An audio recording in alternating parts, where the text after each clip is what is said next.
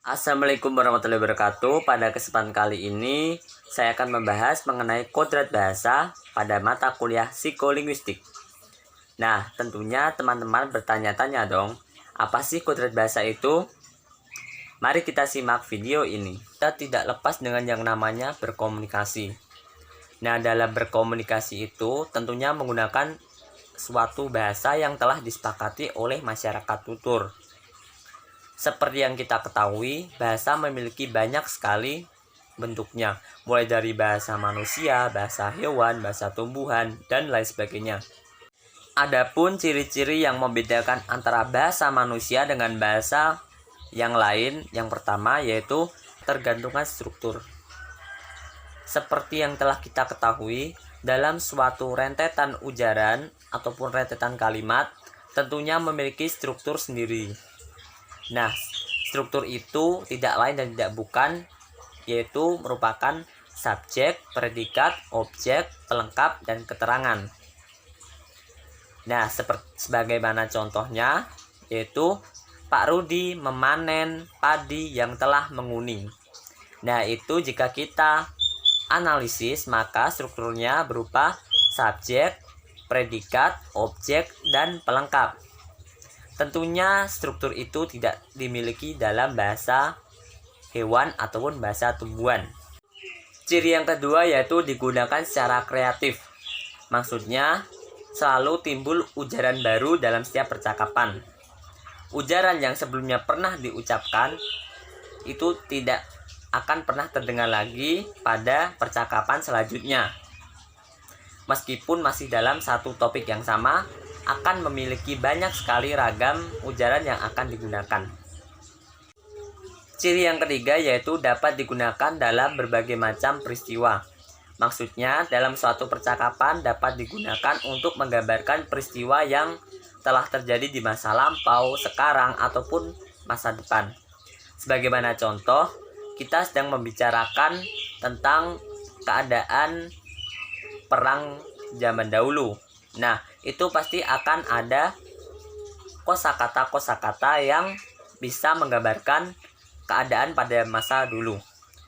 Begitu juga dengan ketika kita membicarakan mimpi-mimpi kita ataupun cita-cita kita.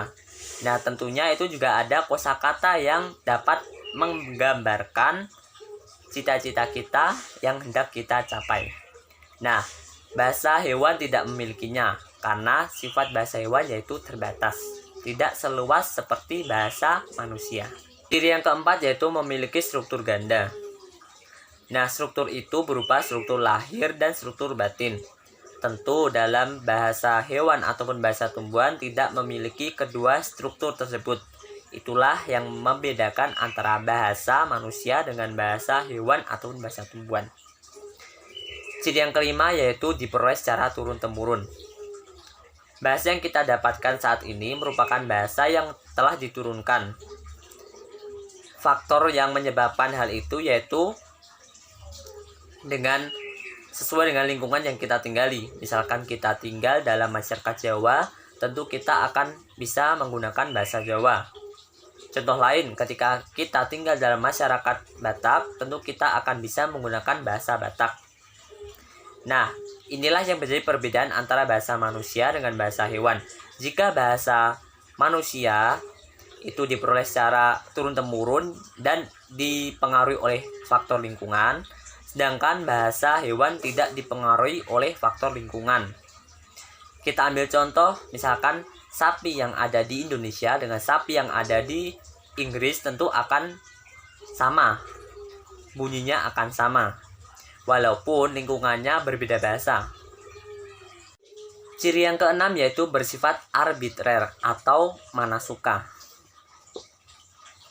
Kita tidak mengetahui alasan mengapa suatu benda yang digunakan untuk membawa ataupun menyimpan barang itu dinamakan tas. Nah, itulah yang dinamakan arbitrer atau mana suka. Jadi, arbitrer maksudnya adalah suatu kesepakatan yang digunakan oleh pengguna bahasa dalam menyebutkan atau menggambarkan suatu benda yang digunakan dalam kehidupan sehari-hari. Ciri yang ketujuh yaitu memiliki pola dualitas. Maksudnya, suatu huruf tidak akan memiliki makna sebelum huruf itu dirangkai sedemikian rupa. Kita ambil contoh huruf A, G, I, dan P. Nah, itu tidak akan memiliki arti jika kita tidak merangkainya. Adapun rangkaian yang bisa kita dapatkan dari huruf tadi yaitu kata pagi. Nah, kata pagi ini tentunya memiliki arti yang bisa diterima oleh masyarakat sekitar. Itu tadi ciri-ciri yang membedakan antara bahasa manusia dengan bahasa hewan ataupun bahasa tumbuhan. Semoga dengan melihat video ini, pemahaman teman-teman menjadi lebih mantap dan tidak bingung lagi mengenai mata kuliah psikolinguistik pada bab kodrat bahasa. Sekian dari saya, kurang lebihnya mohon maaf. Wassalamualaikum warahmatullahi wabarakatuh.